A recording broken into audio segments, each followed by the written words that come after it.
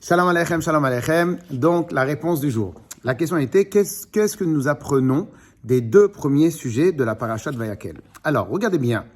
La première paracha, le premier sujet, c'est Vayakel Moshe et Kol Hadad Israël et Omer Alehem.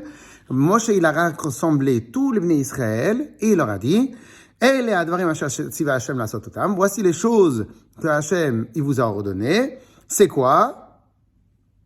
Sheshet yamim te'aseh melacha, ubayom hashvi'i yeh lachem kodesh, Shabbat Shabbaton, l'Hashem, kol ha'oseh bo melacha, etc.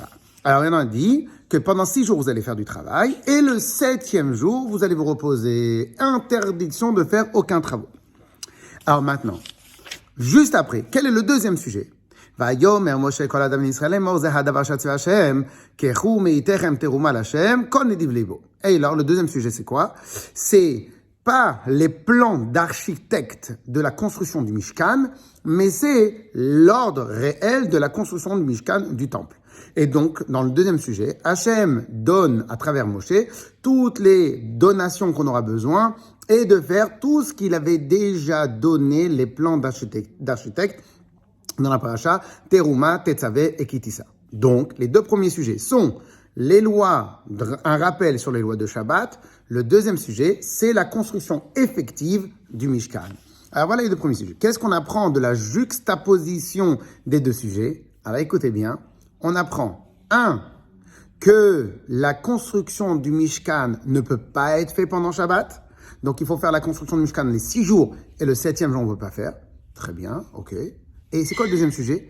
Le deuxième sujet, c'est que qu'est-ce qui est donc interdit de faire Shabbat? Tout ce dont nous avons besoin pour construire le Mishkan. Et ça, c'est l'endroit où on va apprendre la base des 39 travaux interdits Shabbat. Alors, pour rappel, ce qui est interdit Shabbat, ce n'est pas de déplacer, de se fatiguer, c'est tous les travaux de création. Et donc, lorsqu'on devait construire le Mishkan, il fallait créer des choses. Il fallait créer quoi? Il fallait peut-être pour avoir des tentures, il fallait faire la shrita, abattre un animal, le dépecer, travailler le cuir et après lui donner une couleur. De la même manière, pour avoir de la couleur, c'était à travers des ingrédients végétaux qu'on faisait pousser. Donc, il fallait être choresh, il fallait labourer le terrain, il fallait ensemencer, il fallait couper, etc., etc. Et de la même manière, après, il fallait les cuire. Et donc, là aussi, on a appris. Donc, qu'est-ce qu'on apprend des deux premiers sujets de la paracha? Résumé. Premier sujet, à faire attention à respecter Shabbat. Deuxième sujet, l'obligation de construire le Mishkan. Qu'est-ce qu'on apprend des deux sujets reliés? C'est qu'en fin de compte, première chose, on apprend que le Shabbat, on n'avait pas le droit de faire de construire le Mishkan. Deuxième chose, c'est tout, ça veut dire quoi? Respecter le Shabbat.